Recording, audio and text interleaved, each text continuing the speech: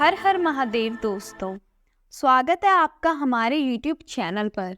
आज की वीडियो में हम सुनेंगे शिव महापुराण श्री शतरुद्र संहिता का 14वां अध्याय ग्रहपति अवतार। नंदिकेश्वर बोले, जब विश्वानर भगवान शिव से वरदान प्राप्त करके अपने घर वापस गए तो उन्होंने अपनी पत्नी शुचिष्मति को सारी बातें बताईं। समय बीतता गया। कुछ समय पश्चात शुचिष्मति गर्भवती हुई। शुभ लग्नों का योग होने पर उनके गर्भ से चंद्रमा के समान मुख वाला सुंदर पुत्र उत्पन्न हुआ। भगवान शिव के अवतार लेते ही देवताओं ने प्रसन्न होकर दुंदुभी बजाई।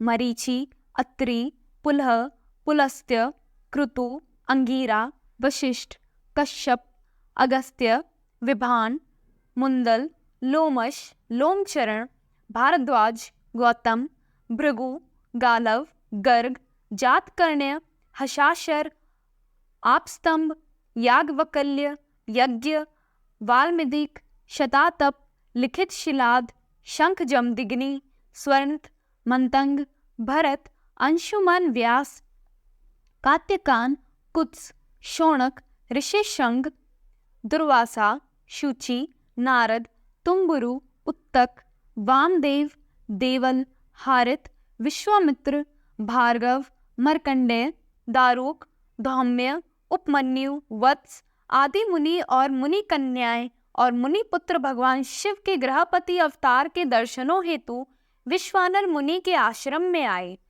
देवगुरु बृहस्पति के साथ ब्रह्मा जी और श्री हरि विष्णु, नंदी और भृंगी गणों के साथ भगवान शिव देवी पार्वती को साथ लेकर देवराज इंद्र सभी देवताओं सहित तथा नागराज पाताल से सारी नदियां, पर्वत और समुद्र उस बालक के दर्शन के लिए विश्वानर के आश्रम में गए।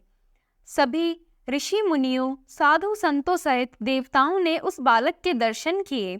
स्वयं ब्रह्मा जी ने उस बालक के जात कर्म संस्कार संपन्न किए और उस बालक का नाम ग्रहपति रखा। तत्पश्चात सब देवताओं ने प्रसन्नता पूर्वक उस बालक को अनेक आशीर्वाद प्रदान किए।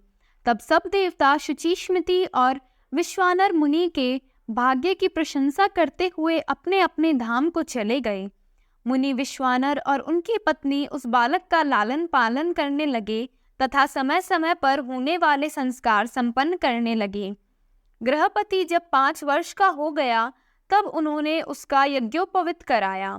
बालक ग्रहपति जिज्ञासु प्रवृत्ति का था। उसने अति शीघ्र ही अपने पिता से सब वेदों का ज्ञान प्राप्त कर लिया। जब बालक 9 वर्ष का हुआ तो देव ऋषि नारद उनके घर पधारे। मुनि विश्वानर ने उनसे अपने पुत्र के भाग्य के विषय में जानना चाहा।